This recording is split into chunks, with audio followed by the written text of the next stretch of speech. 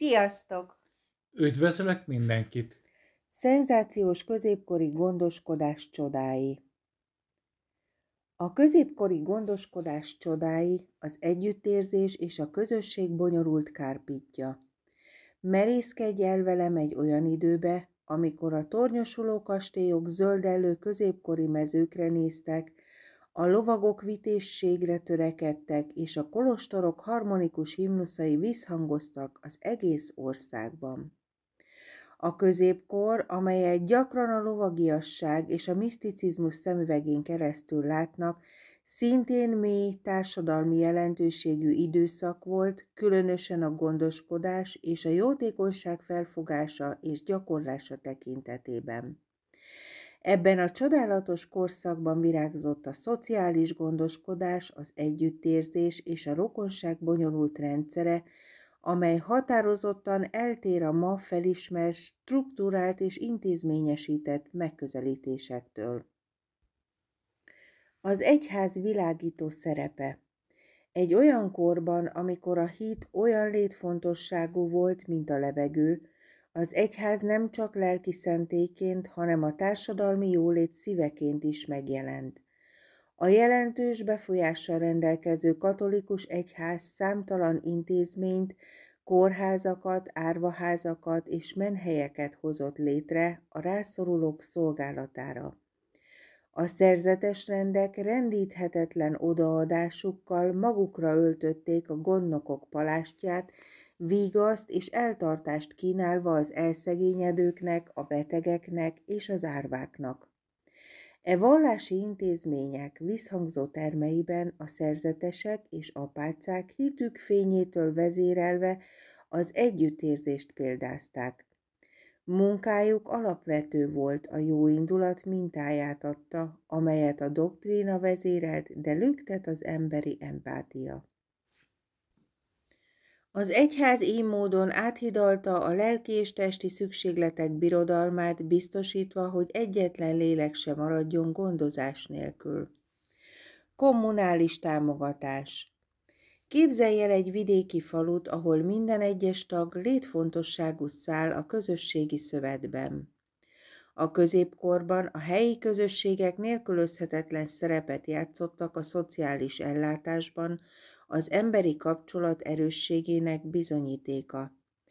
A családi kötelékek túlnyúltak a vérvonalon, átszövik a környékeket és helységeket, egyesítve a tagokat az élet próbái ellen. Ez nem jótékonyság volt tranzakciós értelemben, inkább megosztott felelősség volt, közösség által kötött kötelesség. Amikor egy család nehézségekkel szembesült, a közösség összeállt, a szomszédok gondozókká váltak, felajánlva idejüket és erőforrásaikat. Az idős tagok vagy árva gyermekek gyámokra találtak a falubeli társaikban, megrendítően emlékeztetve az emberiség vele született törődésére és gondozására. A jótékonyság nemes cselekedete. A filantrópia a középkorban az áhítat auráját hordozta magában. A jótékonysági cselekmények mélyen beépültek a társadalom erkölcsi és etikai tudatába. A jómódú osztályok megértve a gazdaság átmeneti természetét magukévá tették az adakozás erényét. Jótékonysági szervezeteket adományoztak, alamizsnákat finanszíroztak, és időnként olyan intézményeket hoztak létre, amelyek ingyenes ellátást biztosítanak a nélkülözőknek és betegeknek. Ezek a gesztusok nem csak a kedvesség cselekedetei voltak, hanem a lelki üdvösség útjaként is tekintettek rájuk. A gazdagok ezáltal, hogy ajándékokat adtak a kevésbé szerencséseknek, igyekeztek megtisztítani lelküket, hogy halandó létüket az isteni elvárásokhoz igazítsák. Így a jótékonyság hiddá vált, amely összeköti a gazdaságba öltözötteket a rászorulókkal, egyszerűségükben időtlen, mégis monumentális hatású kötelékeket teremtve. A törődés lényege. Ugorjunk vissza a fehér köpenyek és a steril folyosók előtti időkbe, ahol a gondoskodás közösségi kötelesség volt, inkább művészet, mint hivatás. A középkorban az ápolás és gondozás a családtagok, a szomszédok vagy a tágabb falusi közösség vállán nyugodott, gyakran szabadon és lelkesen. A nők általában viselték ezt a köpenyt, módszereik ősősi bölcsességből és a helyi hagyományokból fakadtak. Hiányzott a hivatalos képesítés vagy a szakmai felügyelet, a gondoskodás improvizatív és intuitív volt, mélyen az empátiában és a megosztott tapasztalatokban gyökerezett. A gyógyszeres kezelés, mint tudjuk, kevés volt. A gyógyítás gyakran összefonódott az ima és a gyógynövényes gyógymódokkal, mindegyik tinktúra generációkon át átadott kollektív tudás megnyilvánulása. A középkori kórházak természete. Lépjünk át a boltíveken egy középkori kórházba, és találjunk többet, mint egy gyengélkedőt. Ez egy menedék volt. A korszak kórházai eltértek a modern elvárásoktól, és gyakran inkább szentélyekként, semmint klinikai kiválósági központként működtek. Itt nem csak a betegségek kezelésén volt a hangsúly, hanem a táplálékkal és menedékkel teli hely felkínálására. Az orvosi ellátás kezdetleges volt, gyerekcipőben járt, a kórházak mégis a kényelmet helyezték előtérbe, és a remény jelzőfényeként működtek. A jótékonyság tárházai voltak, megtestesítve a középkori gondoskodás szellemét, ahol a fizikai tér olyan gyógyító hatásúvá vált, mint a kőfalakon belüli bármely kezelés. A jogok és előírások gördülékenysége. A mai bonyolult szociális ellátási rendszerekkel ellentétben a középkori Európa a jóléti ellátásban a spontaneitás bástyája volt. Az elszegényedők jogaira vonatkozó törvények homályosak voltak, és a segítségnyújtás gyakran az önkéntesség dallamára táncolt. Semmiféle nagyszabású törvény nem írt elő törődést.